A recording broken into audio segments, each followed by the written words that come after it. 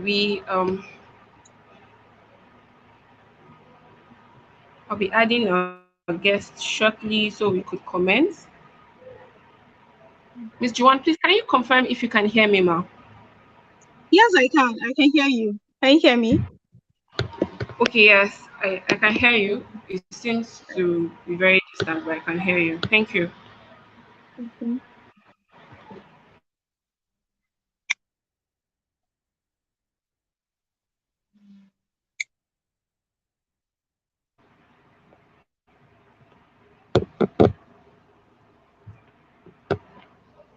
Okay, we'll just start. Good morning, everybody. Welcome to the Green Ball webinar, a first edition for from us from Pim Foundation. The Green Ball webinar is aimed at bringing experts from different fields of sports, climate change, and also the humanitarian industry to discuss about issues concerning climate change and how sports can be used as an avenue to promote climate awareness and action among Nigerians. Today with me, I have Miss Joanne Bisiel. I don't know if I pronounced your name right. Please, can you say it so I can just get it? Okay. Joan Bishio. Okay, Juwan Bishu. I was very Yeah. intrigued about the name and I was looking forward to actually hearing how it's pronounced. And I also have Mr. Abel. Mr. Abel, please can you unmute your phone? Let's see your face also.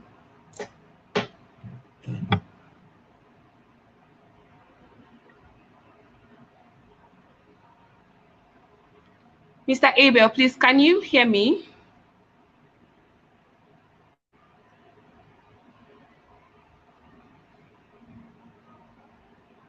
Okay. I think they will join in us subsequently.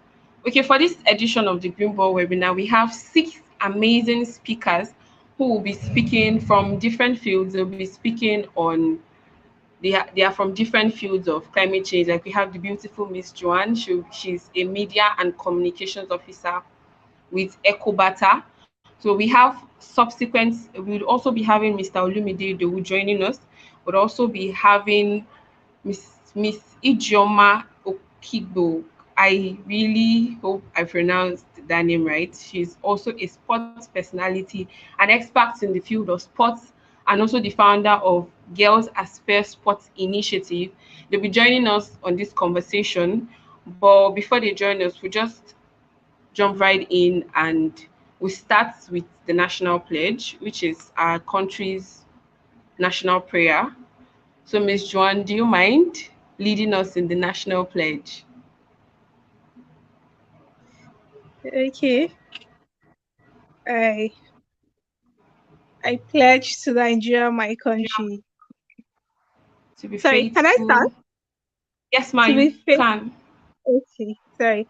I pledge to Nigeria, my country, to be faithful, loyal, and honest, to serve Nigeria with all my strength, to defend her unity, and uphold her honor and glory. So help me, God. I hope I got that right.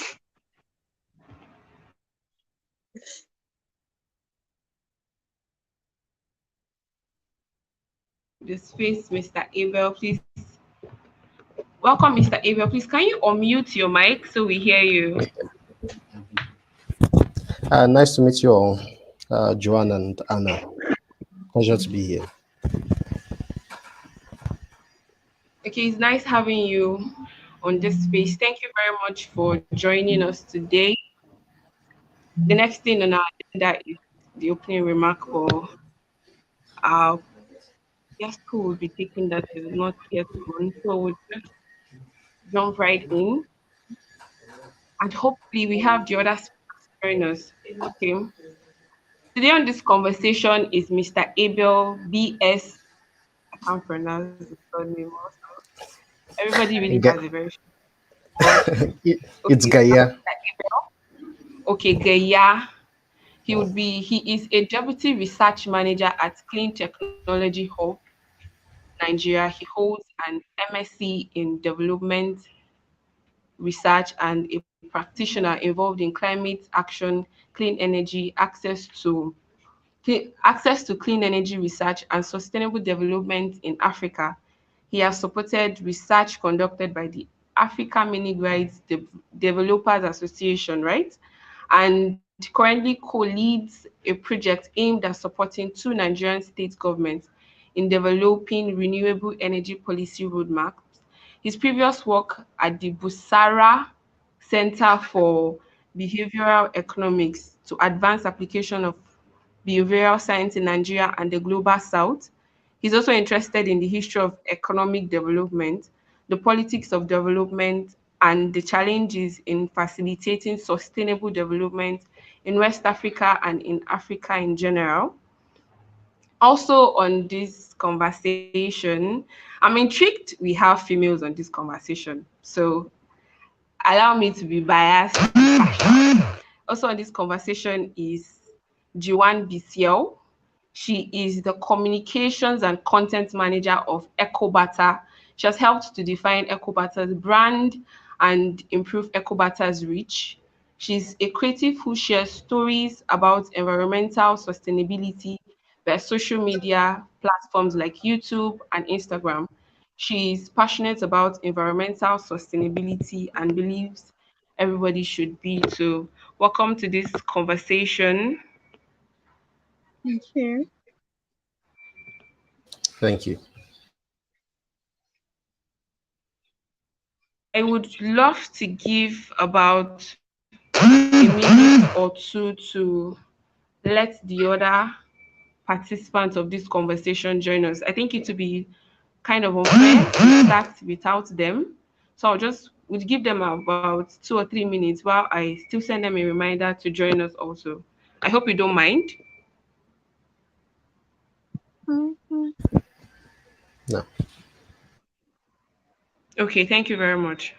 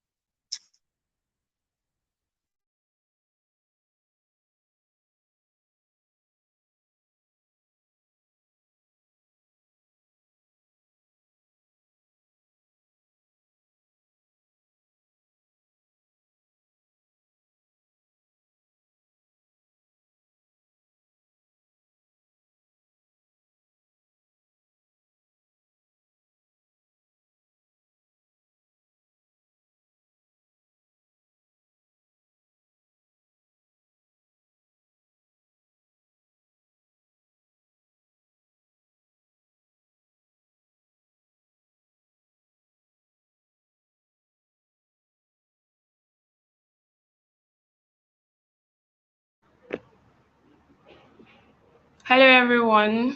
Welcome back, and apologies for the short break. Please, Mr. Abel, Miss Ijoma, and Joanne, please could you unmute your mic so we just continue with the conversation while we have other speakers join us. Thank you very much. I don't think it will be fair, so we just continue while we have other speakers. Ijoma, is it possible you unmute your mic?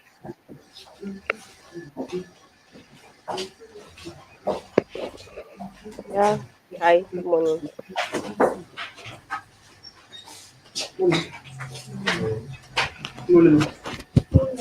Okay.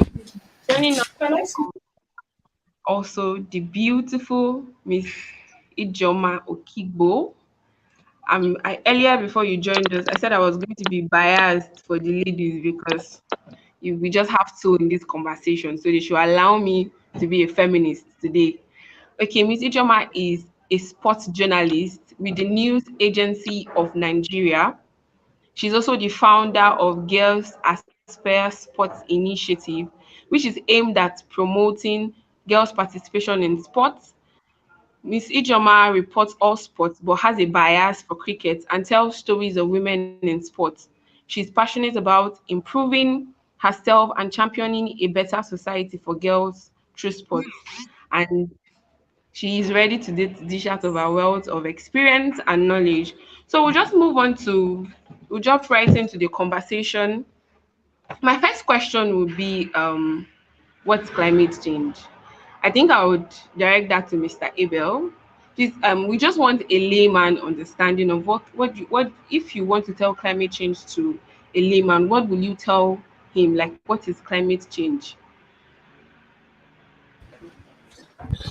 Okay, yes. Uh, Climate change in layman's terms is exactly as the name makes it sound. So changes in the environment, in weather patterns, in uh, in in environmental outcomes that are caused by human activities. So when the smallholder farmer sees so in this case, it is anthropogenic climate change. When the smallholder farmer sees that rain is not coming as early as it should be, or coming later than usual, or is coming more uh, uh, so in terms of extreme rainfall patterns that farmers can observe, we see floods, flash floods, wildfires, and droughts across the world. These are partly caused by climate change and are increasing in frequency across the years and across the decades because of climate change. And this is mainly caused by human industrial activities, so in the manufacturing sector, in the use of oil and gas and other fossil fuels, coal, and the rest to produce the goods that we have. So all the plastic that you use, the plastic bags that you collect from the store, the leather, the cars that you use, all of these things, the laptops that you use, all of these things are produced, and when they are produced, their production process involves the emissions of these gases, carbon dioxide and other greenhouse gases, but mainly carbon dioxide, that causes uh, a warming of the earth and then climate change as well. So yeah, in simple Well, terms, that's that is change. your single terms was really long, but I think it's really very basic. Yes, it was really long. I was expecting you were like climate change is the change in the climate or something really straight to the point. You went all the way, and it's actually good because it gives them a better understanding, so they are not so confused. I'm just entering into the climate change phase. So that answer was actually for me. So I know when somebody asks what's climate change, I'm like, okay, I think I learned that during a webinar in simple terms, climate change, this, that, that. Thank you very much for your contribution. But most times I see, is there really a difference between global warming and climate change? Because most times you see it used interchangeably in statements, and then it can get really confusing, especially for people who are not in the climate change space. climate change industry. So is there a difference between global warming and climate change? Yes, technically. So global warming is caused by these activities and these gases that I talked about, and it causes an increase in the Earth's temperature. So what the Intergovernmental Panel for Climate Change recommends is global temperatures to be at around 1.5 degrees Celsius average and below. So that is like a maximum. Two degrees is a maximum technically, but that can have effect on the environment as well. So, but then global warming is that it's an increase in the temperature of the earth, which then causes the change in the climate. So climate change is part of the impact of global warming, but global warming also has effect on the ozone layer and other effects. So yeah, so that is the basic difference between global warming and climate change. So Wow. climate Oh, is all those consequences I talked about. Yeah. oh, okay. Thank you very much. At least now, I've added value to my previous values. Now I can go and explain what this. So I'm going to move on to Miss Ijoma. Please, are you with us, ma'am?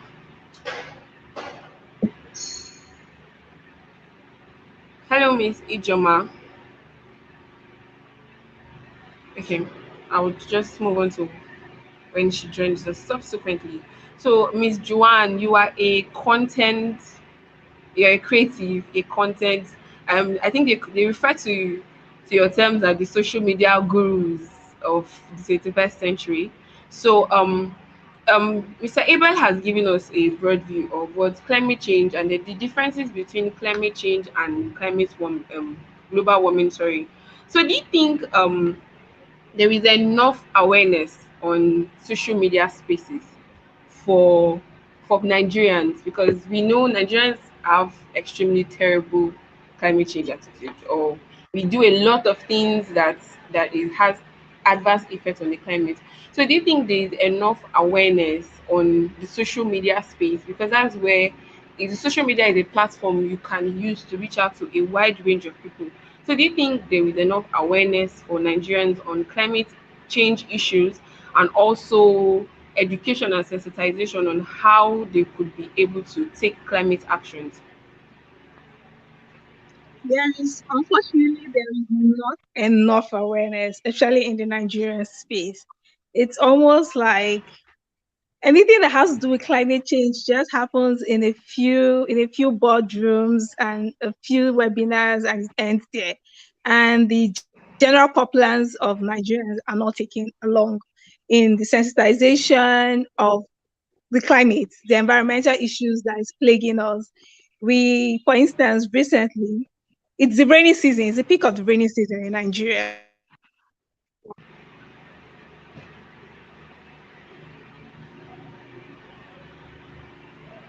And if you're on social media, you saw that the flooding that was happening in Lagos. And if you're on social media, you saw that people were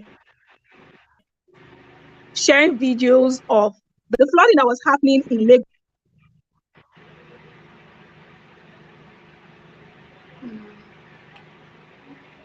I think we've lost her. Okay, I think we've lost Miss Joanne. I think she's having network issues from her end. So I'll just move on to you, Miss Ijoma. How has how would you say sports has Miss Ijoma, can you hear me?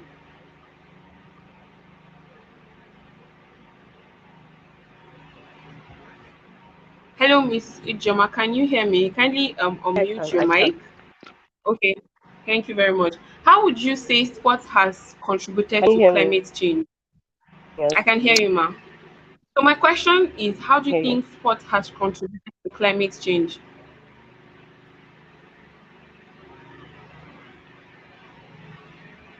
Okay.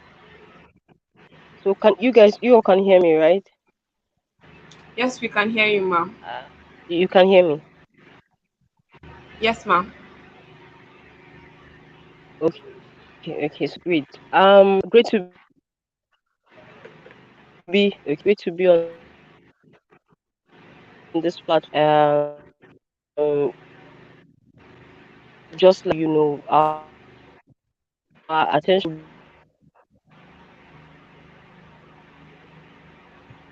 really got and it didn't change.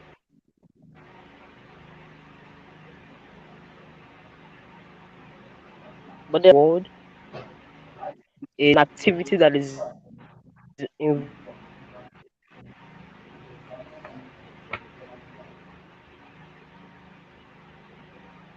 related to climate change. I'll give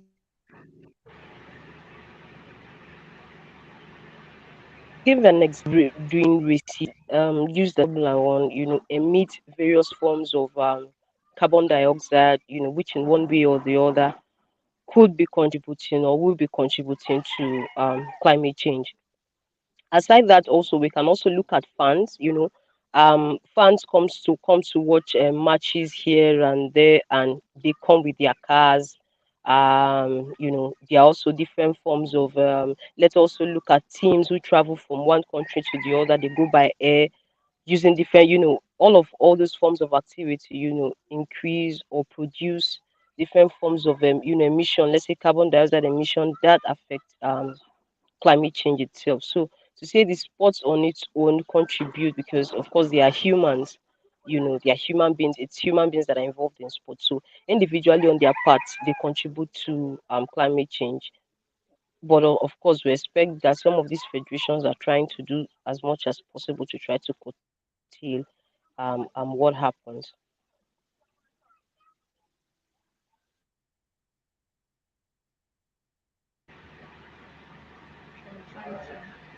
Okay, thank you very much. Actually, what you said is quite insightful. Sports has a way of contributing to climate change, and just like other industries, the agricultural industry and all, every sector has a role or is having an impact on climate change in their different ways. So, Miss John, can you hear me? We seem Yes, to I have can. lost you previously. Okay, Sorry so about can that. you go ahead? No Okay, problem, ma'am. in the social media space, or will I say in media generally, there's not enough awareness, because I won't say there is none, but there's not enough awareness about climate change, about the environmental issues that are plaguing us in Nigeria. Let me take, for example, something that happened very recently, which was like an open window to push the whole climate change conversation. That was we're in the peak of the rainy season, and in Lagos, they were battling with floods. That was a few weeks back, and it was viral. A lot of videos were viral about floods here and there. And apart from few calls for the government to do better, I expected that like more the environmentalists should like push out their voices, like say like this is also an effect of climate change. What sea levels are rising. This is going to happen. This is going to continue happening. So what is also the government going to do, so that if we like talk about the government doing something, if don't also if you don't address it in the aspect of climate change, your solution is not going to be sustainable. So we do not have enough awareness, and gradually we're having a few creators coming around talking about environmental sustainability, talking about climate change. And that way, the more people we have coming out shouting that this thing is real, this thing is here, and you could do better, it's not all in your hands to um give the solutions. But for you to even know that this thing is happening, you know that the farmer, the food you were getting last year is not the same amount of food you're getting this year. Because of due to irregular rainfalls. How is it now? Try to tell the normal Nigerian food prices are going to increase because of this. There's not enough awareness apart from maybe one quarter of a newspaper, or like at the backyard of one news article. There's not much said about climate change. There's not enough climate education, let me put it like that, especially in the media space. Okay, thank you very much. That's actually true. Though we have CSOs and civil and NGOs, other organizations really trying to make efforts, but I think the awareness on climate issues is not so pronounced for Nigerians, and I think probably the approach we'd have to take would be different because the way we consume information is definitely different from the outside world. While you were talking, you spoke about how there have been a drop in the produce of farming and how the sea level is rising. What are the other threats that climate change has on our society and our nation at large? Okay. I come from northern Nigeria. Irregular rainfalls also affecting the farmers' produce. Is also going to increase more herdsmen farmer clashes because the herdsmen want their cattle to feed, and the farmers are struggling with what they have been able to gather due to the irregular rainfalls. That is also one of the effects. I already talked about flooding. That is one of the effects. Parts of northern Nigeria, the rainfalls are decreasing. Droughts, part of the effect.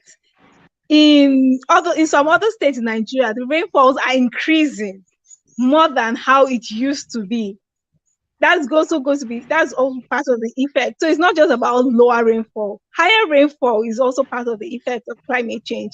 And with that, you also have it's also, especially Africa, we are mainly an agricultural dependent continent. We rely a lot of, like, our local populace rely mainly on what the farmers produce.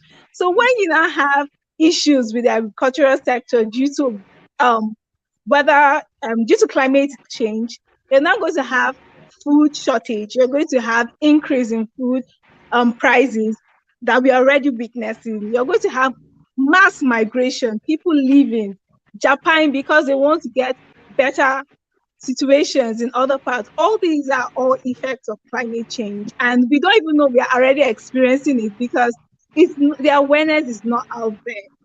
You're paying more for food, apart from the economic instability. Also, climate change is affecting it and is also contributing to it. So all these are part of the effects that we're already seeing. Like we are seeing koro koro in our eyes, in our front, and we don't even know it's effects of climate change.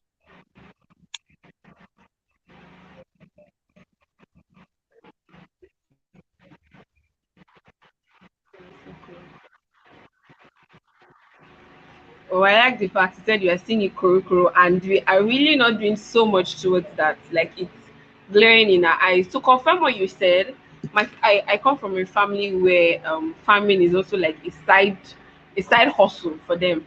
So I know of my sister and my mom complaining to me, I think a week ago, of how they planted I think was it maize? I think it's the season for maize. It's not yet time for beans. They planted.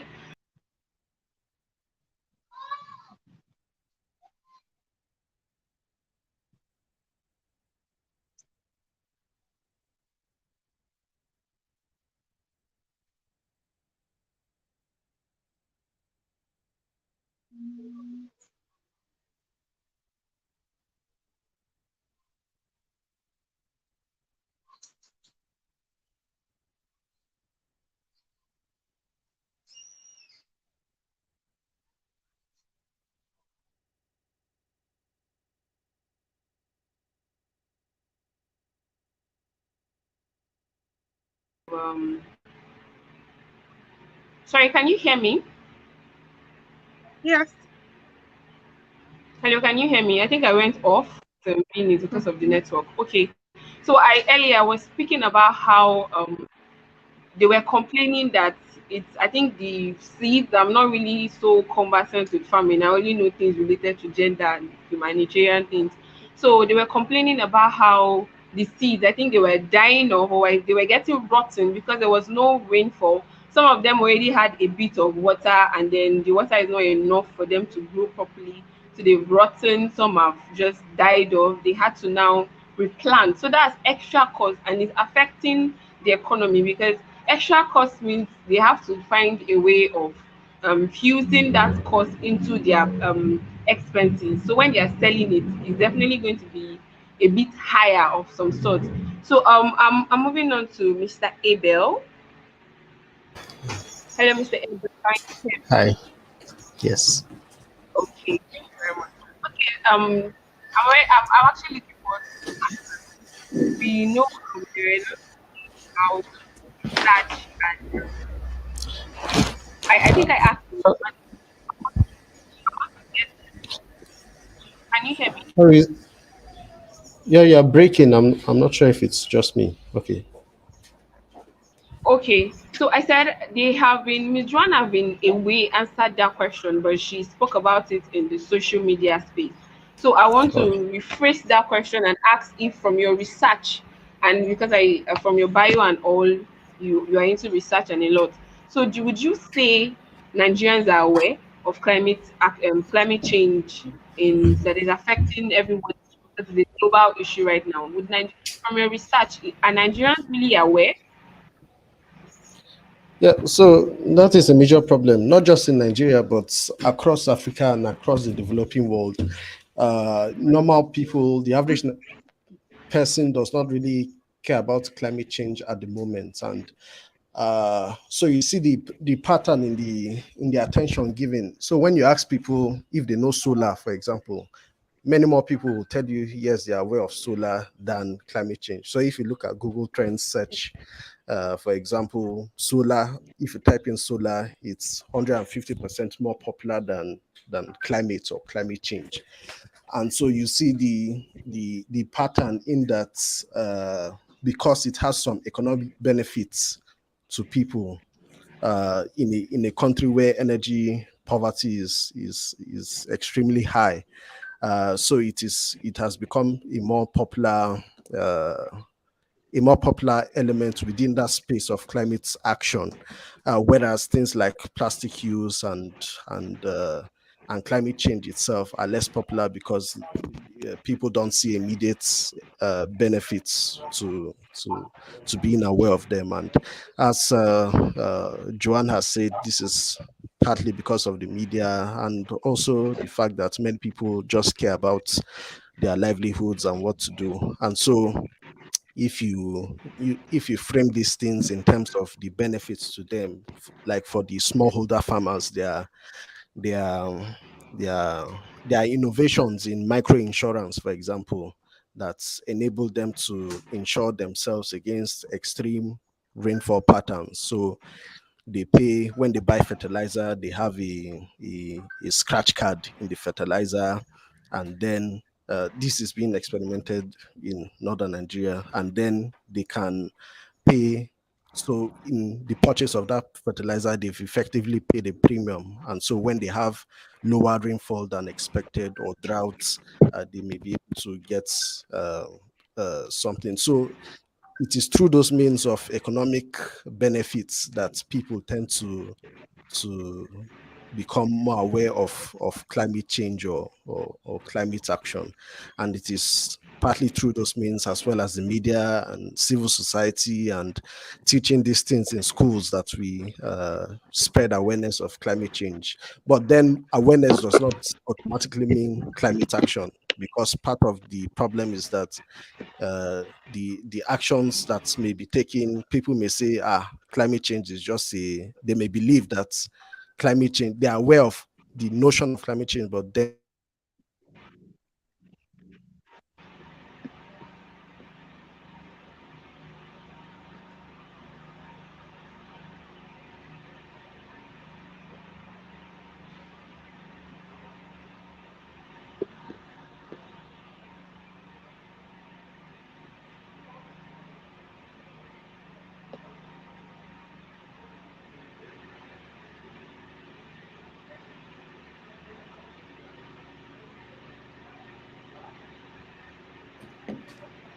yeah.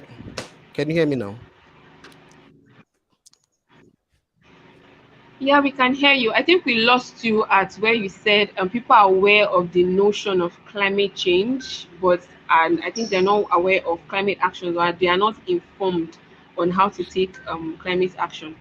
No, no, no. They are not aware of climate change, but are aware of some of the aspects of climate action which bring them economic benefits. And then when you have more awareness, eventually, as Joanne desires, you now have to battle misinformation. People saying climate change is a hoax by the industrialized world to keep us from industrializing, or that climate change is real, but it is not caused by human activities, and so our investments in renewable energy will be futile, or that it is the wrath of God and signs of end times and things like that. So those are aspects of misinformation that will have to be tackled when climate awareness is broader.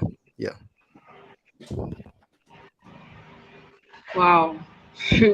Maybe people really think that climate change is the wrath of God. I'm hearing that for the first time, and it's really funny. Okay, given that there are energy, renewable, oh God, English, renewable energy provides only a small percentage of our climate energy, and then nuclear power is expensive. What can we realistically do to get off fossil fuel?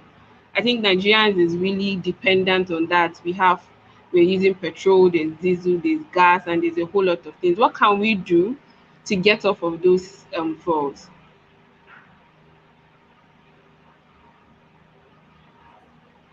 Is that for me or? Yeah, that's for you. Oh, okay. Do I go over So, again? no, no, it's okay.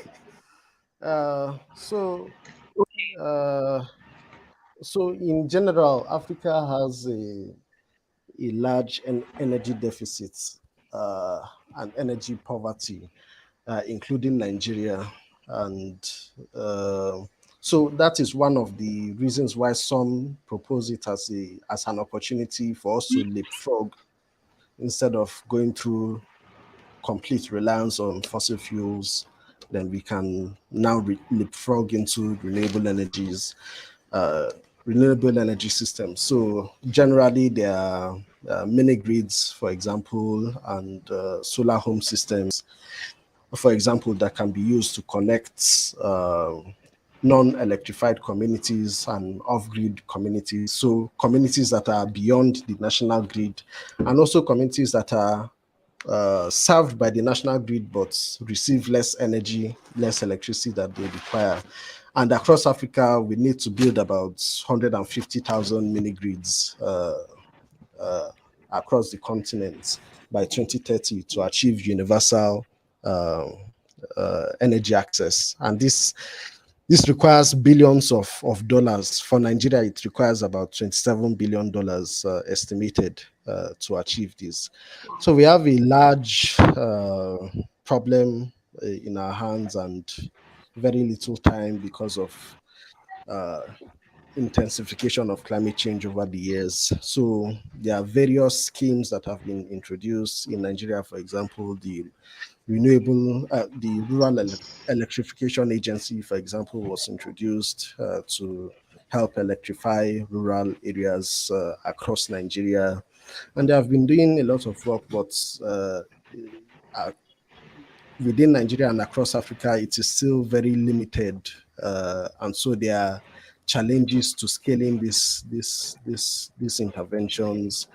Uh, Within Africa as well, there are prospects or there are programs, projects to, uh, if you've heard of the 10 gigawatts desert to power scheme being led by the African Development Bank, which means using the Sahara because of the large expanse of land in the Sahara and the high levels of solar irradiation in the region, high levels of sunlight. They are proposing building large numbers of solar powered grids in order to electrify West Africa, including Nigeria. And so there are all these grant schemes, but there is a lot of money that is needed for all this to come to pass. And also there are problems of corruption and institutional problems as well. That when the monies come, that's we will be challenges as well. Yeah, exactly. So it's a very large problem, and but there are opportunities. There are things happening now and opportunities to scale. And there's also natural I think gas that's as what well. majorly your organization. Okay, I was actually going to ask you what are the forms of renewable energy, because if you ask me, I only know solar, and I'm just hearing mini grids for the first time. So what are the forms of renewable energy? Because I only know of solar, because okay, it just keeps sun comes, it goes, this a form of energy contained somewhere. Most lay people, I'm speaking for the layman here. So what are the other forms of renewable energies we can utilize? So there's, yes, solar, of course. There are hydroelectricity, geothermal, wind power, and biomass, bioenergy. So wind power, as you know, uses the wind to. Okay, that's what Uh, we're saying. American movies.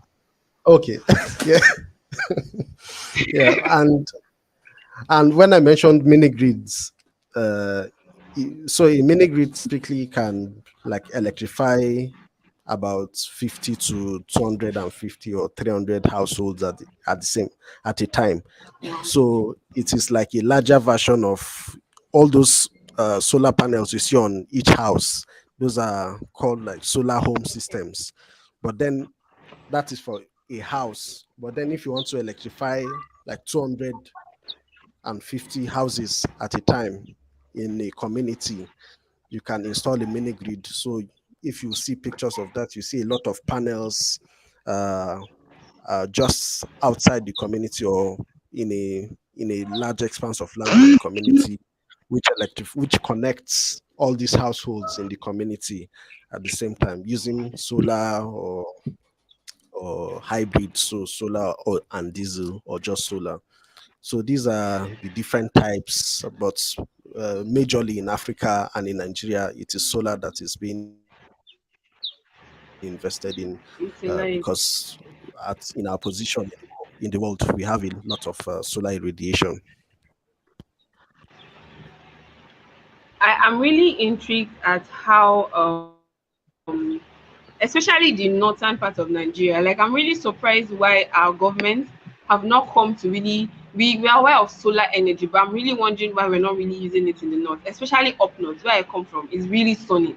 So most times I think, why are you people wasting the sun and it's just killing us here? Like why not channel it to something meaningful? Because I can imagine the rate, the power from all, I don't know what they call it, whether it's the energy from that sun is enough to roast if you leave it outside. So why not just use the places like Mina, Borno State, Sokoto? They really have so much sun. But no, like the earlier said, investment and then corruption. And I have a feeling NEPA has a thing to do. I think our electricity companies, like, they get to these people paying them NEPA bills. I don't know whether they are part of the plot against the use of this renewable energy source in Nigeria, because it's true, because they won't collect Uh, NEPA bill, no you have a postpaid, no point prepaid. there. So, so they don't, there's no way to make money. But before they all come against me, let me just keep it at the end and allow a network of climate advocates to fight for that. I'll just keep quiet there. So you've spoken so much of renewable energy and I really learned a lot. But I would want to ask, is it not harmful? Wouldn't it be harmful if we make use of those energies? Like, does it have any harm, probably to humans or to the will I say the globe? Does it have any harm? That's Mr. Abel. Let me call your name this time. Yeah, I can see you. I Yes. So, and that is one uh, reason why some people are not in the camp of promoting renewable energy.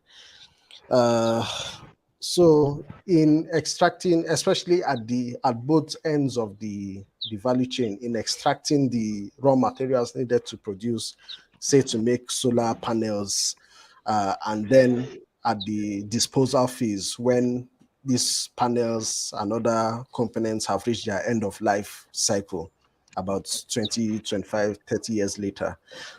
So in extraction, there are a lot of problems with if you are extracting copper or cobalt or lithium, the same problem that any mining region has with mining companies coming to do things and not respecting environmental protocols, and leaving these communities with polluted water, or using most of their water and polluting their land and things like that. And also at the disposal place. So a major problem with solar right now is that the first wave of all this hype about solar that we're having is mainly to electrify, to give solar panels and use solar panels to electrify communities. But then we have not reached it is estimated that by 2030, 2031, the amount of waste from these technologies would outpace the amounts being produced. So right now there's no circular economy in this space. The discarded solar panels are thrown into landfills, and uh, this is a major problem that we need to address because it contributes to environmental problems as well. So yeah, in general, there are a lot of problems with mini grids, for example, and large scale solar deployments, because they require a large expanse of land to do this, which needs to be cleared, and you are maybe clearing forests to do this, and contributing to climate change, because forests act as carbon sinks. They store carbon instead of emitting it into the atmosphere. And then which is part of the reason why the Sahara desert proposal came into play, because in the Sahara nobody's farming there, or there are no forests there, so you have free open land to use. But that brings in its own problems. So all these problems, even in manufacturing and transporting these things, you are also using fossil fuels. That is the renewable energy technologies. You are also using fossil fuels. So there's a lot of work that is it is an under researched and under funded area of activity that needs to be addressed in order to have a just transition, uh, including when companies, renewable energy manufacturing companies in the industrialized world in China and the US come to mine these things in Congo, in Liberia, and other places in Africa, because this is like another scramble for Africa, since Africa has a lot of these critical minerals to be mined and used. Yeah. Wow. Wow, that's really, really insightful. But moving to you, Miss Juan, would you say with all this plenty go, like you said, kokoro in our eyes, with all this plenty talks, would you say that there is hope? Is there any hope for us? Like for us to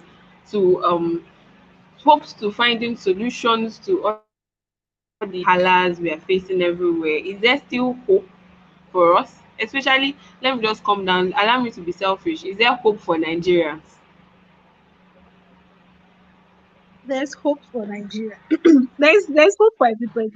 If only we start to act now. That's the thing. If only we start to act now and not wait till 2050 or 2030. If we start to act now, there's hope. And that's why when you see CSOs, young people starting to act, yeah, because they have the notion that there is hope for them, and by their own little actions, that hope is going to be materialized. Like their dreams will actually come to reality. So there's hope. As long as you have a group of people fighting for this, there's surely hope. Well, Yoruba man will say, Eshe Oluwa, thank God, we still have hope. So I hope we take actions. And then from borrowing from what you said, there is hope, Miss Ijoma. Um, we understand sport is a very unique, diversified field, and then we've seen sports used in different scopes. We've seen sports used to educate children, that's to achieve the SDG for education. We've seen it used for equality. We've seen it used for peace. Do you think sports just like other industries in the world, do you think the sports industry has a role to play towards making people more aware of climate action, climate changes, making that climate awareness, and encouraging people to take climate actions?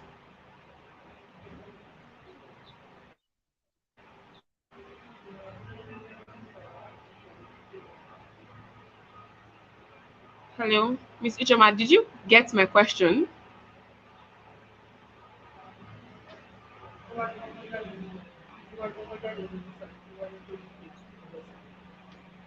Hello, Miss Ichoma, did you get my Can you hear me? question? Yes, I can hear you, ma.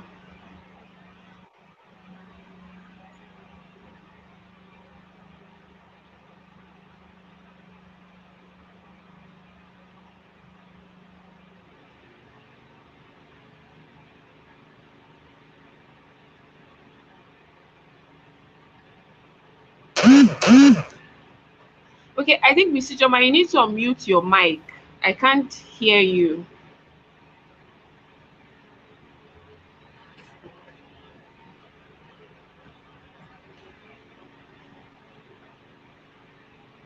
I said you will need to unmute your mic. I can't hear you.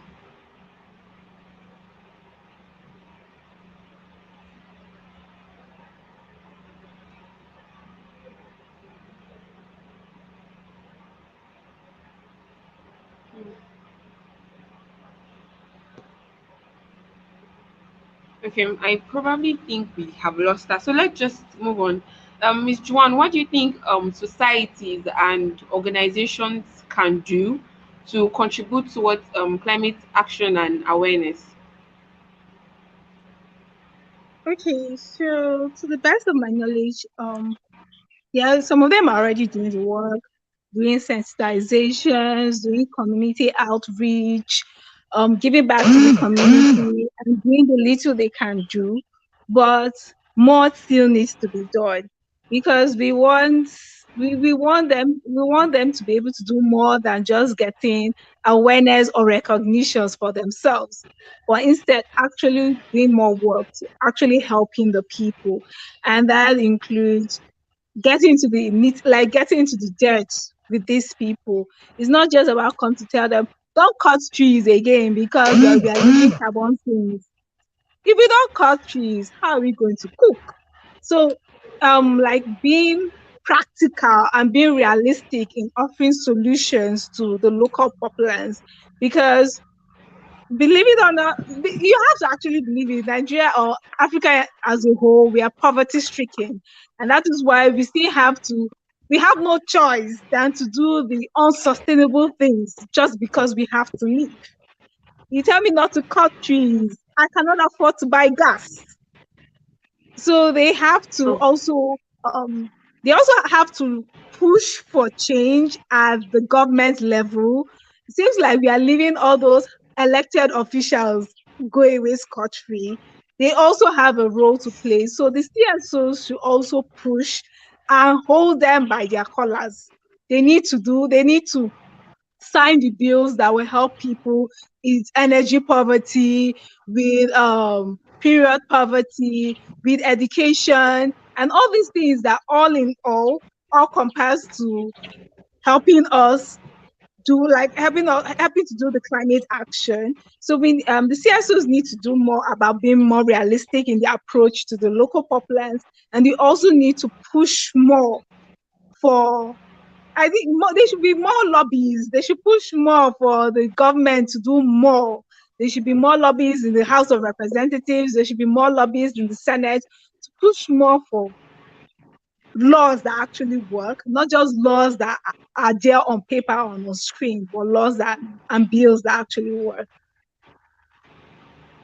Okay, so your question has how will I say ignited a question in me. So you spoke Okay. about bills, you spoke about lobbying. Are there really any existing bills on climate change? Like any bills that address climate? I'm not aware of any. There's So I there's don't a any there's a bills in climate Nigeria. there's a climate change act that I know of, and then there was a plastic bag prohibition bill on the floor of the House of Representatives since 2019 that has not really seen the light of day.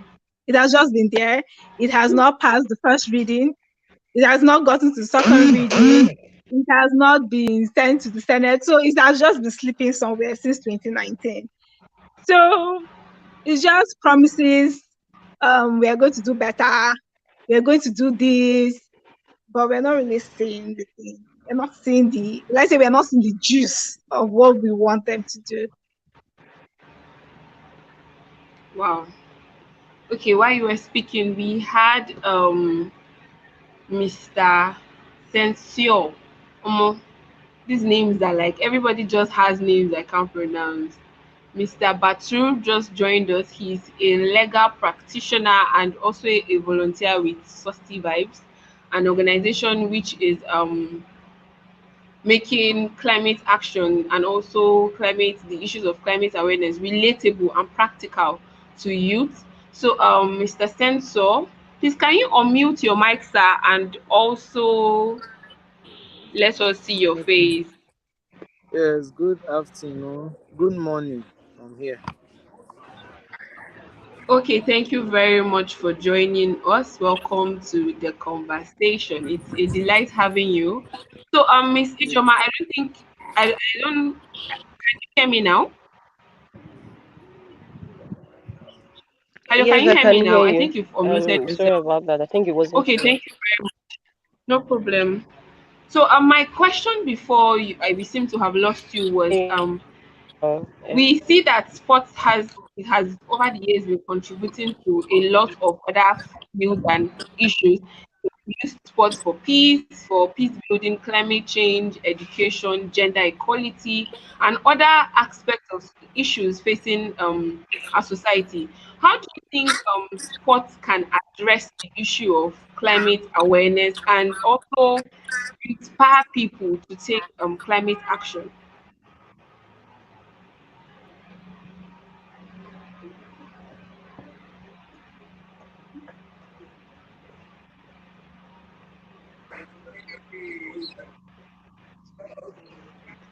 Sorry, do I come again with my question?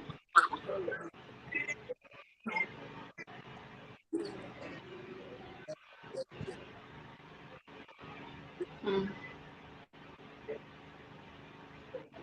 Yeah, okay. So, uh, Okay, you can continue. We can hear you, ma.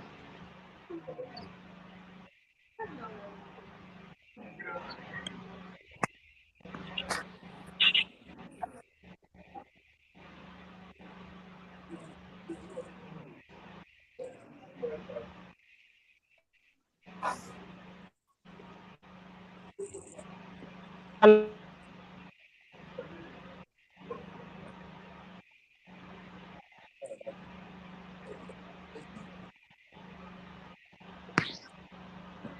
network is bad. Yeah, I think her network is really bad. So while she makes an effort to join us, we just move on because it's really cracking. Um, welcome for joining us and to join us, Mr. Batur. Please, can you say your name because it's really it has an interesting spelling. Say so, Batu. Says so. Please, that Nigerian. Yes, it's Nigerian. Benue. Wow, it sounds like the sign above the O sounds like it's a French French. name. So if left for me, I would have probably been calling it Cecil Batur. I get that a lot. People think Um, it's a fake name. yes, because of the sign and all. So my question to you, I'll just dive right in. My question to you is that do you think there are what are the roles the Nigerian government are playing to combat the threat of climate change in our society? What role have they played towards that? Earlier on, Ms. Joanne was talking about a bill that was in I can't remember. I think a climate change act, right? Climate And then change bill. also a yes, and then a no to waste something that hasn't seen the light of day. Plas- So what role has Yeah. the Plastic Nigerian bag government played? prohibition bill. Wow, it's really long. Plastic bag prohibition bill. So what role has the Nigerian government played in combating the threat of climate change? Okay. I will answer that briefly, but before I answer it, I will say I'll ask a question and answer it. So now, what role Like, is the okay. Nigerian government? Are you hearing me? Yeah, we can hear you. So now, what role is the Nigerian government supposed to play, or what role is the government supposed to play? The government's role is supposed to be championing the drive towards climate change. By championing, that means they create through the three arms of government, the legislature, the executive and judiciary. They create laws. That's a legislature. They implement those laws, and the judiciary punishes people that go against those laws. Those sanctions are created when the laws are made, and anybody that goes against those sanctions are punished. So now the role they are playing is not much of a championing role, because I said earlier that the role of the government is supposed to be towards championing climate change. It affects us in every strata, and they're supposed to champion that, they create a path where the rest of us are supposed to follow.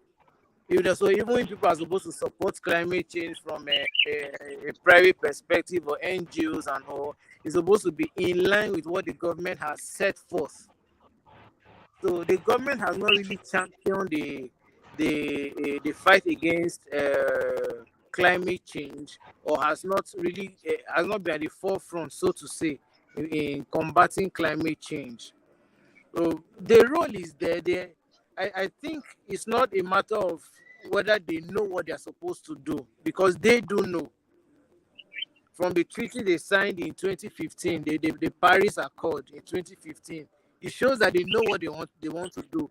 But is the action now, is the setting of goals, transparently setting goals, putting foreseeable results, meeting them up.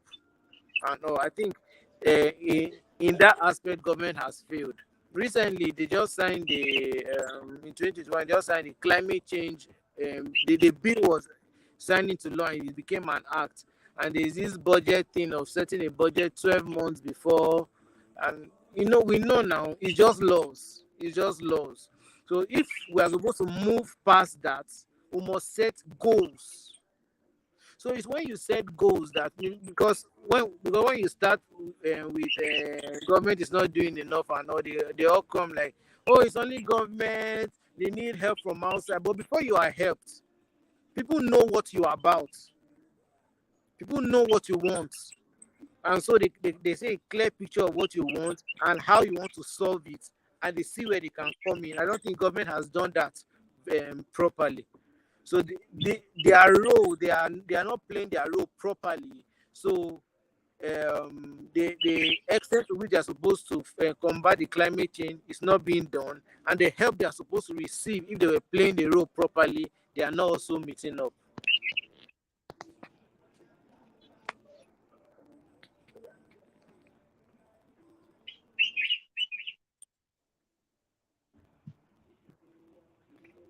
I'm not hearing you. I think you are still muted. You muted. You are muted. Your system is mute. I mean, even his voice would have been so.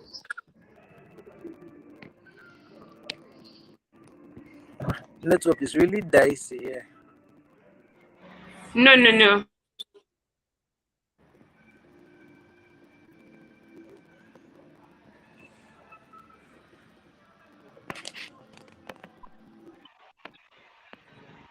So sorry, I was trying to add Mr. Richard and Mr. Abel, so I'll have to do that before I joined. It's Okay. true you actually said you were going to ask yourself a question and answer it at the same time, which you actually did. You asked yourself the roles, you answered it, you asked yourself what they were doing, and you also answered it. Welcome, Mr. Richard Mate. It's really a delight having you. Please, can you unmute your mic and also turn on your camera? Thank you very much. Yeah, hello. I hope I am very audible enough. You're very audible, sir. Thank you very much for joining us. The conversation has gone a long way, but we await your value. We await the insights you have. So I'll just release Mr. Sensor. Did I get that right? Yes. Okay, thank God. And then jump on to Mr. Richard's van. And then I think my first question for you, Mr. Mate, would be we've been discussing a lot on climate change, but um how is climate change affecting people and then the different sectors of society?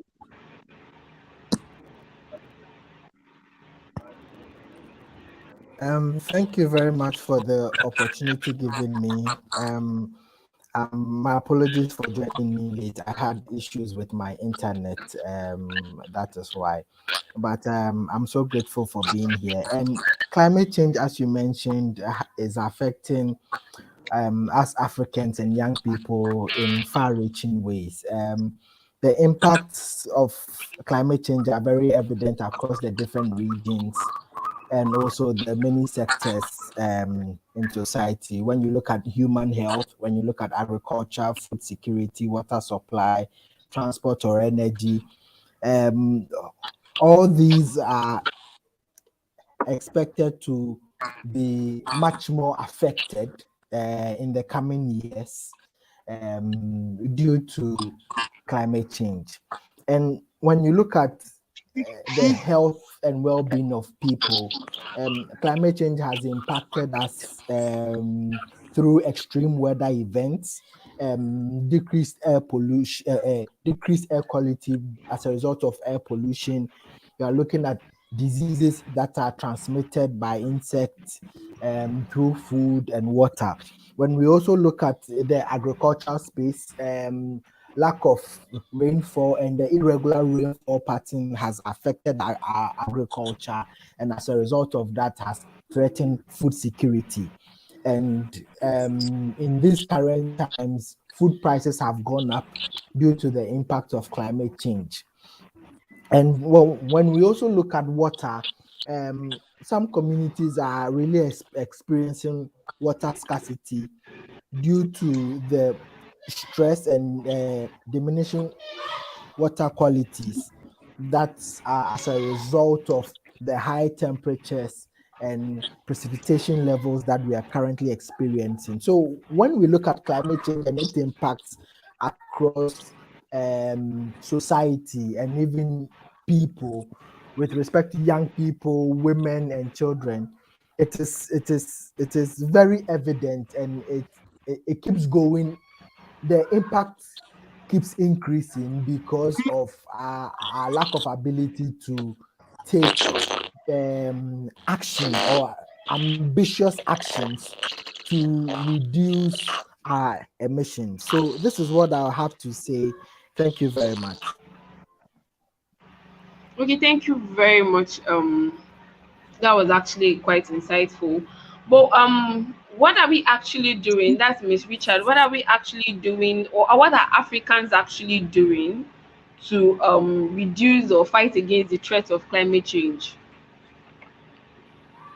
Yes, I think that Africans are really doing well. One, when we look at in terms of creating awareness, we are there's a lot of awareness being created, even though there's room for improvement, and much people also need to know about climate change and its impacts. A lot is being done in terms of awareness creation, in terms of education. Now we have countries where climate change is integrated into the school curriculum. For example, in Ghana, we have climate change integrated in the school curriculum, and it's being studied at the primary level, at the junior high school level, even to the secondary and then the tertiary level.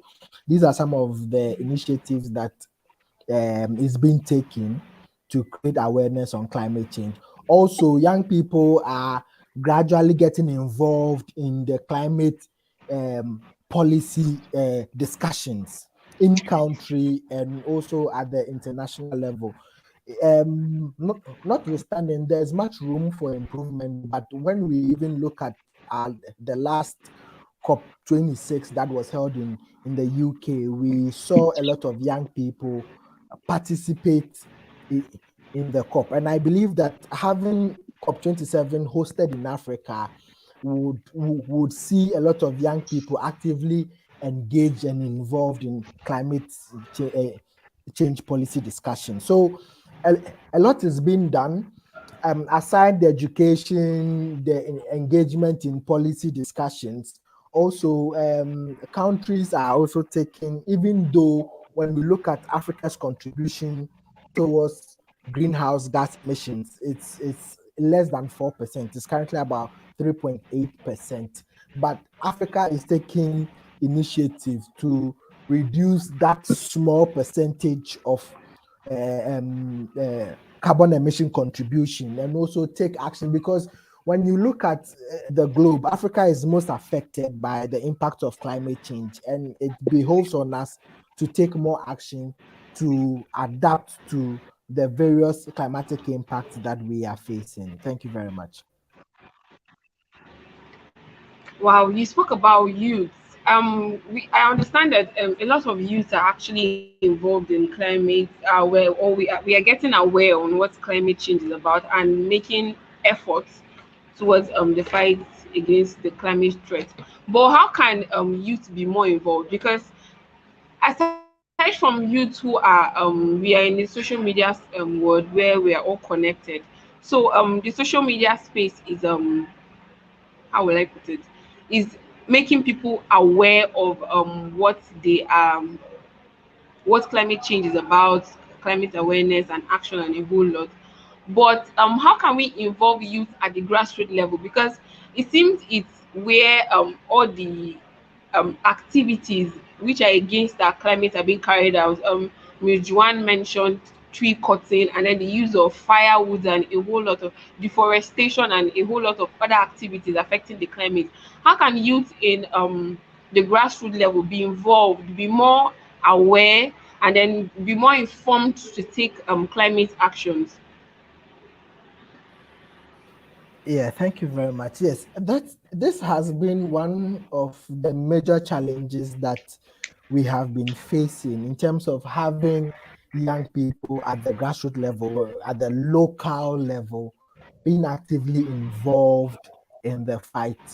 Um, these are people whose actions are contributing to the climate problem, at the same time experiencing the impact of climate change.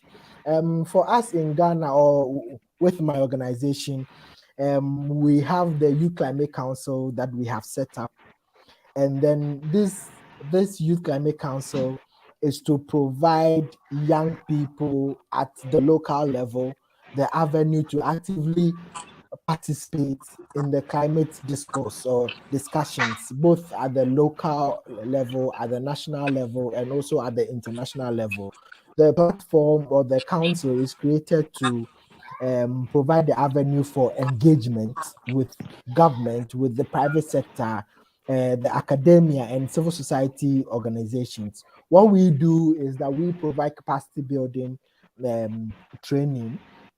We also have programs that we partner with the members who are registered with us, and we organize various awareness creation programs in schools, in communities, in churches, at the mosque as well, to create that awareness at that local level. Notwithstanding, we also engage government so that we try to trickle down what government is doing at that top level down to the local level by having the local or the grassroots people actively engage government directly through the council.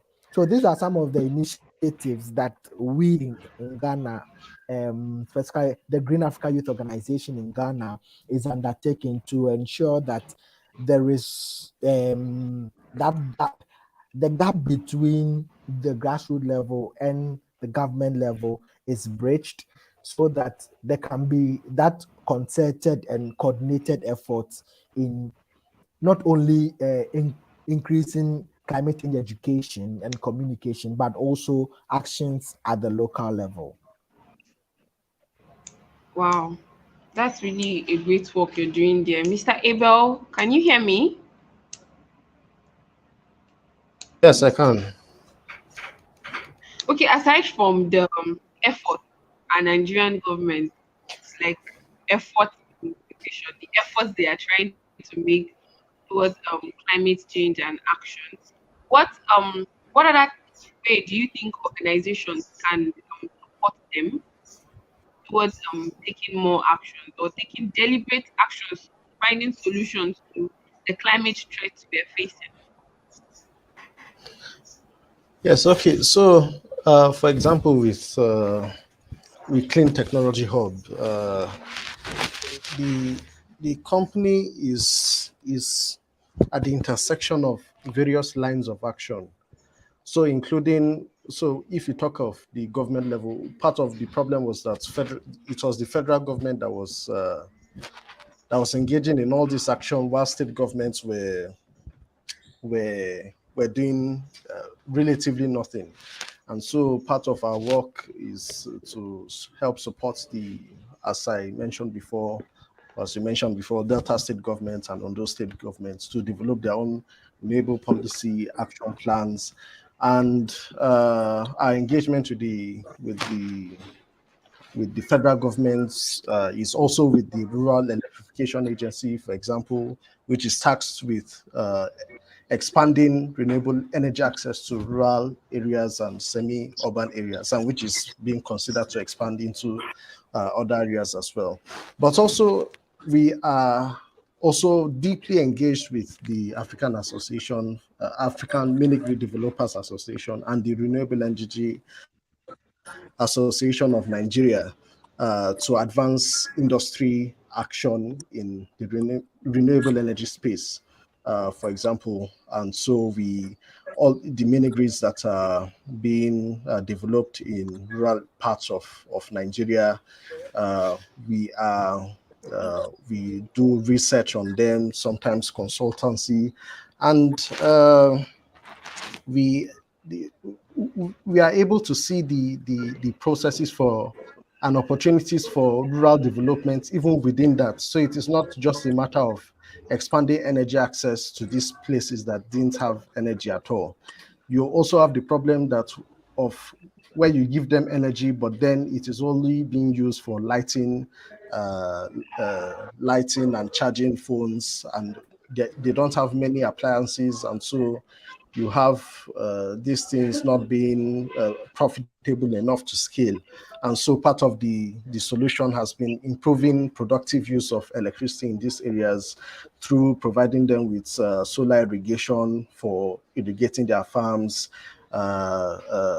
rice milling appliances and all these things, so that even as the federal government has failed generally in developing rural areas, through this private sector engagement involving mini grid developers, microfinance associations to provide rural populations with microcredits to purchase these productive use appliances, and other civil society organizations to mobilize and give them training on entrepreneurial and financial and digital skills. We are able to advance rural development through renewable energy, which helps in climate action and making them resilient to further climate shocks, like drought. So using solar irrigation, you are more likely to farm during the dry season, rather than rely completely on rainfall, which is what most the vast majority of smallholder farmers in Nigeria rely on. We also have advocacy and awareness campaigns, partnering with other CSOs and also independently and with large funding. So there is a lot of international support in this space. So we have worked with USAID, for example, the US Foreign Aid Organization, and in the UK as well. So there are a lot of players and actors in this space, both private, donor, foreign, state governments, federal governments, microfinance institutions. A lot, literally every player in Nigeria can be involved in this, but it is not being done at a scale that is needed to drive change, and so that is part of what will need to change as well. Wow. Wow, that's really so much. Miss Joanne, please, can you hear me? Yes, I can. Okay, your camera seems to be turned on. Okay, you're back on. So, what role? You said the media has really been doing a number of things to you. According to your word, you said it's I'm paraphrasing now. You said there have been. You wouldn't say there is no awareness, but it's not so much. If I'm right, I know it's not enough. So, what strategies do you think the media can use to inspire more Nigerians to be to make Nigerians more aware and to inspire them to go green? What strategies do you think should be put in place?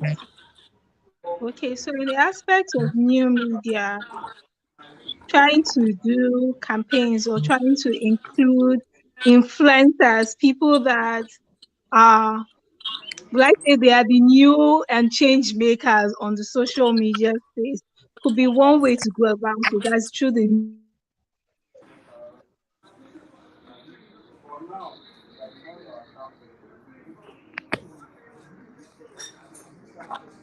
I think I lost you.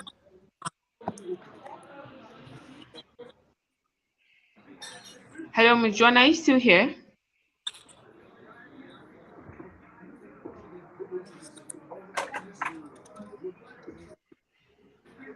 Wow. Okay, I think I've lost her. I'll just move on to the next one. Mr. Abel, can you hear me, sir? Yes. Okay, my question is, do you think this taking action, we've spoken a lot about actions that could be taken and a lot of things, but do you think this action will make our lives better and safer? Because when I'm telling somebody to eat food, I need to help him understand what food does to his body or the dangers and importance. So, taking actions, do you think it will make our lives better or safer, or will it just make a difference for the future generation? Yeah, I think it will make a difference for present generations as well. Uh, so, in terms Okay. of within the climate action space, there is a lot of so part of the problem is that not all action provides equal benefits to everyone. And so there is that conflict. For example, in urban areas, you have major problems with industrial pollution, industrial production leading to plastic pollution, and then clogging water spaces and drainage facilities, so that when floods happen, when rainfall happens, you have floods, and then this happens in the urban areas. In the rural areas, you now have droughts and a reliance on rain-fed agriculture that makes them more vulnerable to droughts. And so you have to find the balance. Okay, are we investing the large proportion in rural areas or in urban areas, and then certain interventions can have an impact on the richer in richer areas. For example, if you want to invest in a national electric vehicle, so if you've heard of electric vehicles, that is another area of renewable energy as well. So for example, solar-powered cars or solar-powered keke napeps or solar-powered okadas.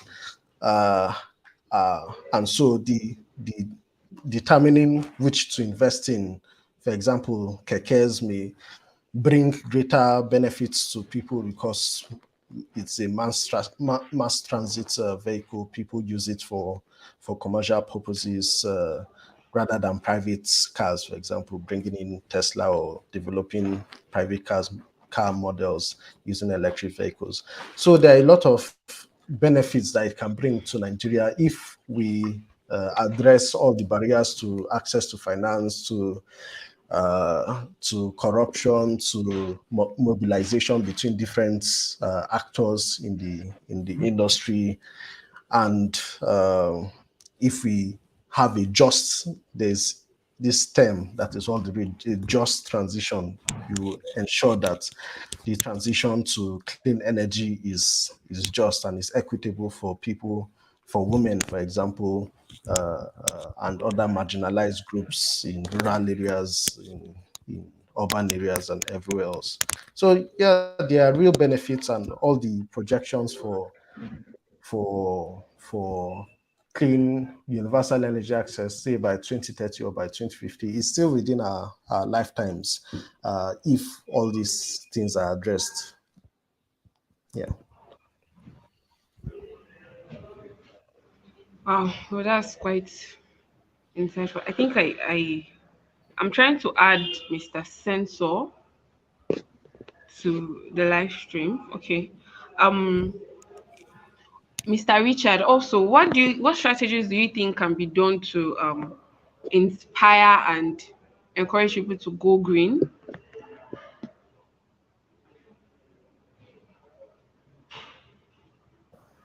Thank you very much. I think that one of the strategies that we can put in place to inspire people to go green is one, as I mentioned earlier, letting people understand what it means to go green and how it directly impacts everything that they do in terms of their livelihood, their well-being, and their society.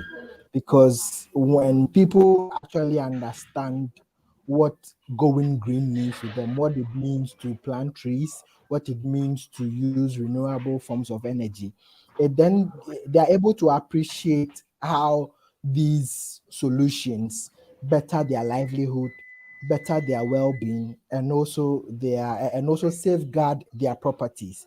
Because we are in an era where climate change is causing a lot of flooding, which is destroying properties and all that. And when we are able to go green, it helps us to preserve our lives, also our livelihoods and properties, and save properties as well, which in turn help us to save money.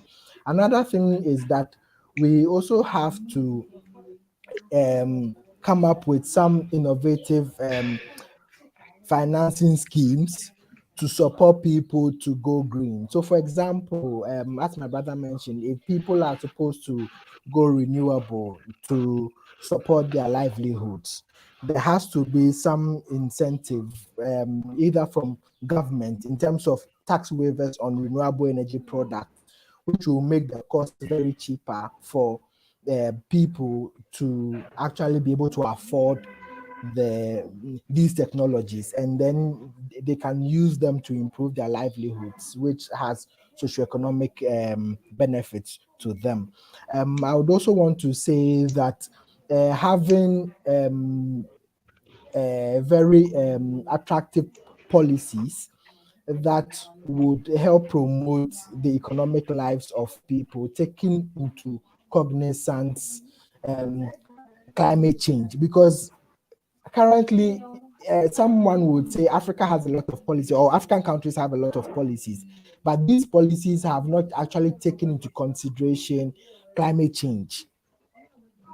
And it's imperative that we review some of these policies so that the bedrock of these policies will be climate change, because climate change has become the bedrock or the fundamental what, how do I call it, the baseline for development, because it affects development in whichever form or sector you can think of.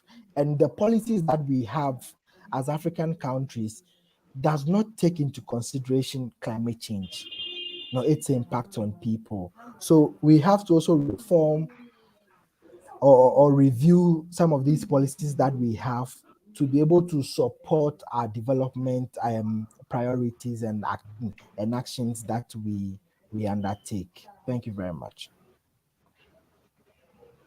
Wow. Well, that's actually true. I think when it comes to Africa, we are kind of good at creating policies and writing them down on papers, but we're Very terrible true. at its implementation.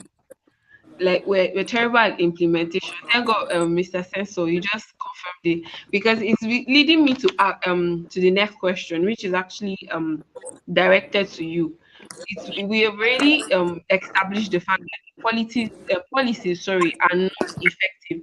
So, what strategies would you advise? Imagine you right now speaking to the African government, Nigerian government.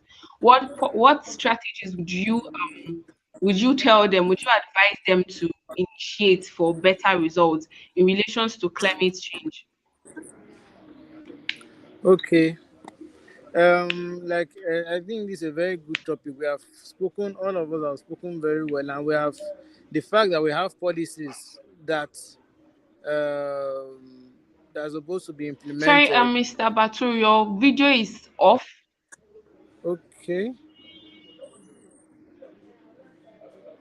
I don't know. It's on now, but it's not. I'm not seeing myself. Just go on. Just go on. Probably network. Yeah. So the fact that we have policies is nothing. Is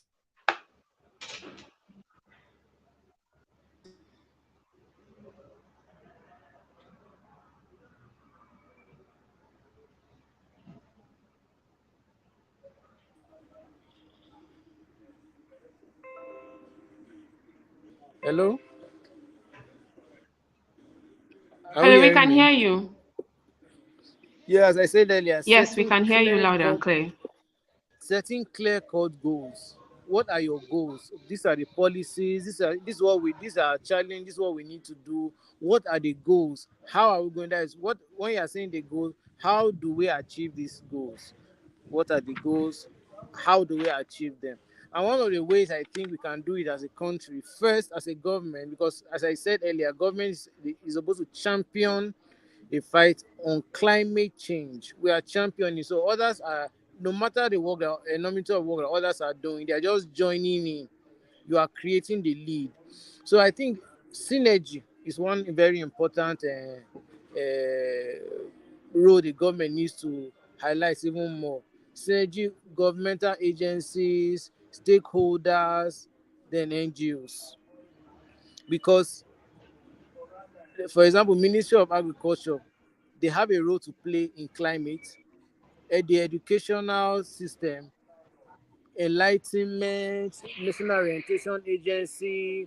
We have this recently in 2012, not too recently, a national council on climate change was set up.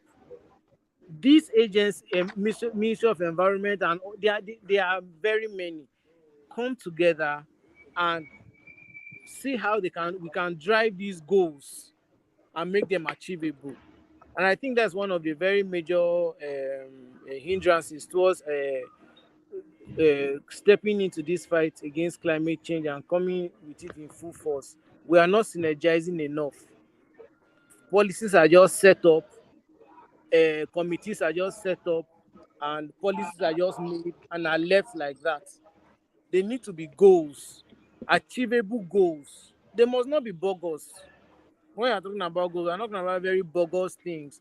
Little steps, little steps, little steps, little steps. Sanitation, environmental. I heard one of the speakers spoke about and the use of electric vehicles. In Norway, I read recently I saw recently on internet that more than 70% of Norwegians use electric vehicles. That cannot happen if a government of a people don't decide that. It's policy of government towards climate change that has made for that.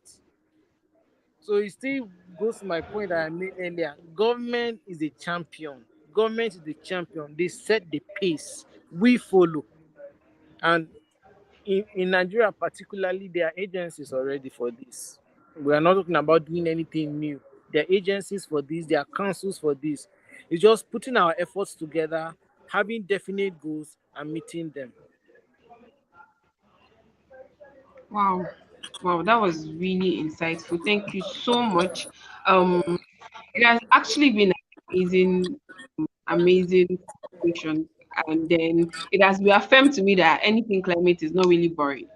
I used to grow up thinking climate issues are like boring. You sit down, you go to a place, you just keep talking and talking gibberish and don't understand. But thank you very much for making it quite insightful, like breaking it down so everybody could understand the issues we're facing and what actions we are taking and what can be done better and what is it that has not been done that can be done now. We've had amazing contributions from the beautiful Miss Joanne, who I think has been out. I think she's gone out because of the network and all. But this is on a lighter note. Does climate change has an issue on network connectivity? Because Africans have an issue with we have an issue with network. I think Mr. Abel, you would want to answer that. Is it linked to network connectivity? Because we're having issues with our network every time. I don't. I don't think so. This one will be village people. I'm not sure about climate change. See, we really need to take that up as a research. Maybe because maybe there's this, maybe the word they are using I don't know, but there's an issue with internet connection in Nigeria and Africa. Like we're Very having true. issues, so people should go and research. Maybe there's something that you don't know. There's something maybe you are not seeing. There might be a link. The things researchers come up with is just sometimes you just be wondering where they come up, where they bring those things up. Maybe someone listening to us now can use it as a project topic in school or masters or something. Is there a relationship between internet connectivity and climate change? So thank you very much. Well, before we round up this session, do you want to say anything, Mr. Abel? Um, no, not really.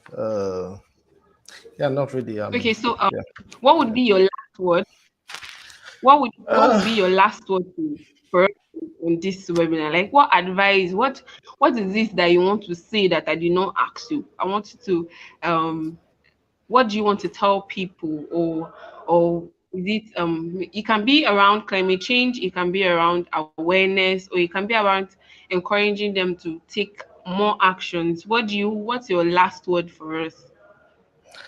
Uh, I think part of the solution, any radical leader that emerges in Nigeria, what part of the solution would be to empower communities to drive their agenda themselves. So one of the funding we receive in Clean Technology Hub is within an IKEA consortium to help communities, train communities to initiate their own projects for bringing in mini-grid developers and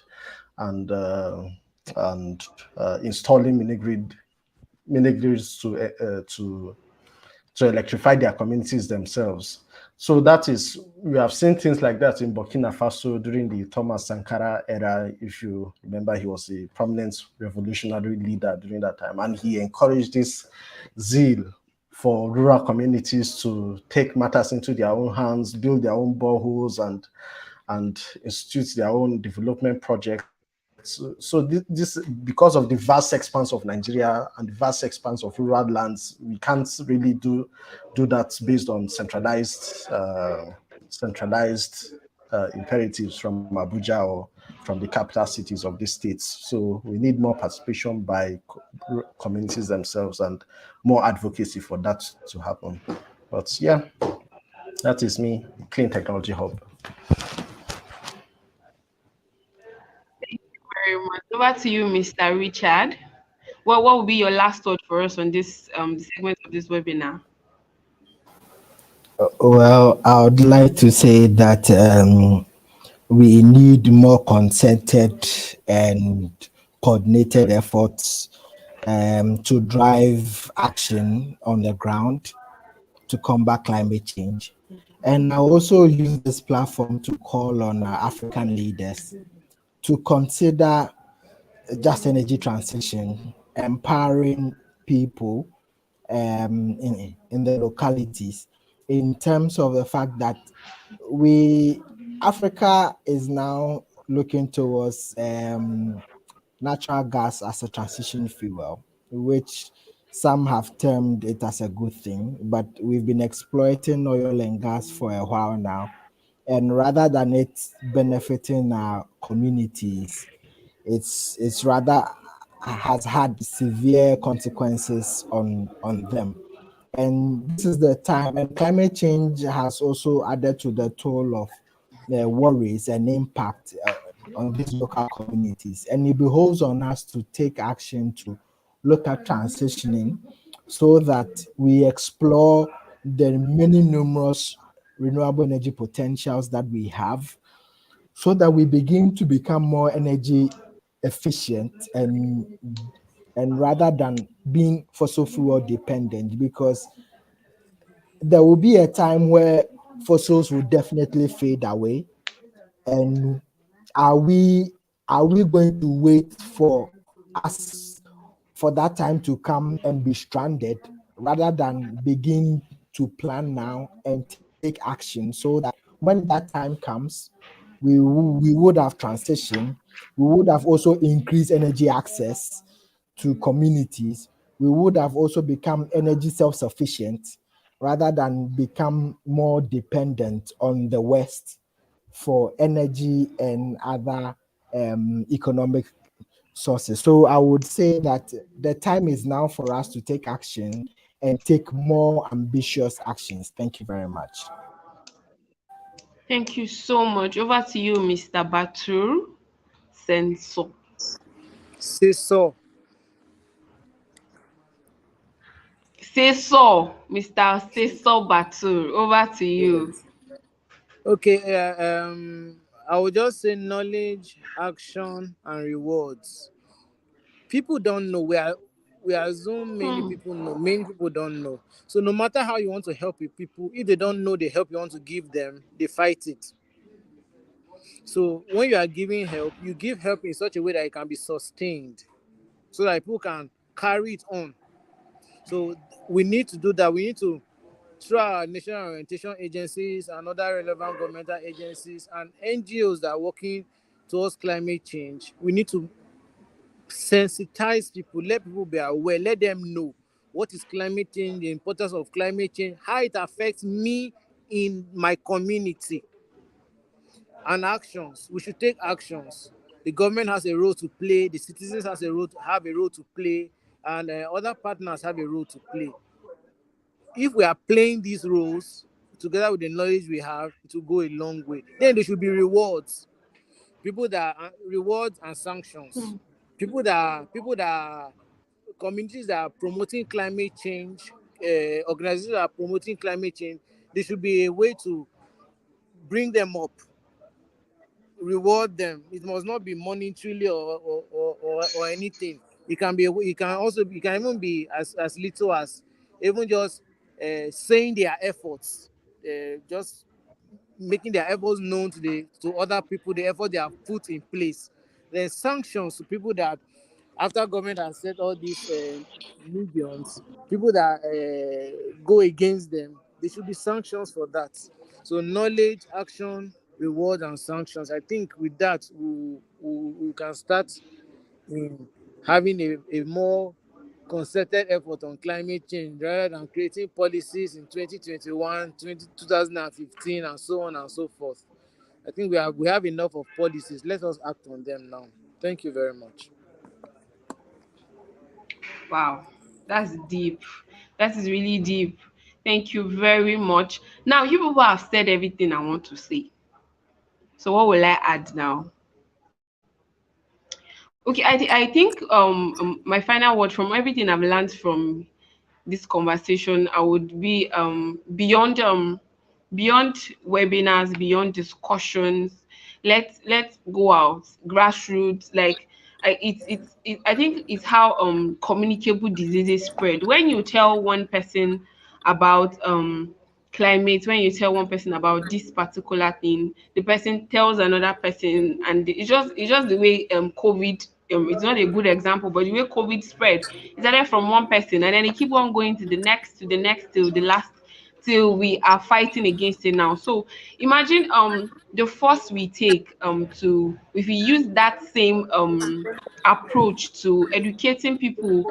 I start with one person, that person speaks to two people speak to four people. It keeps on, the knowledge keeps on expanding, people get more aware and they are now encouraged to take actions. So thank you very much for being part of this conversation, Mr. Sensor, Mr. Richard, and Mr. Abel. It was really nice having you on this conversation. I look forward to more conversations with you people. I look forward to still hearing for those from those. There is more value. There's more insights that if we stay here till the end of today, people will keep on dishing out insights and knowledge. So thank you very much for being part of this conversation, and thank you to everybody who has come up on this conversation, have viewed it, people who are commenting and liking. Please, you can go ahead to share your knowledge to people, to your neighbor, to your friend, to everybody, what you've learned. Oh, today I learned climate change is this. I learned, okay, this is what we'd be able to do. And our world will be a better place. So thank you very much for being part of this conversation. So this is where we end. So allow me to say, okay, I think I know a bit of French. Au revoir. I don't know whether to add words. Ciao, au revoir. Thank you very much. So Thank bye. you very much for having us. Thank Thank you, you. sir. Bye. Thank you, Mr. Richard. Bye, Abel.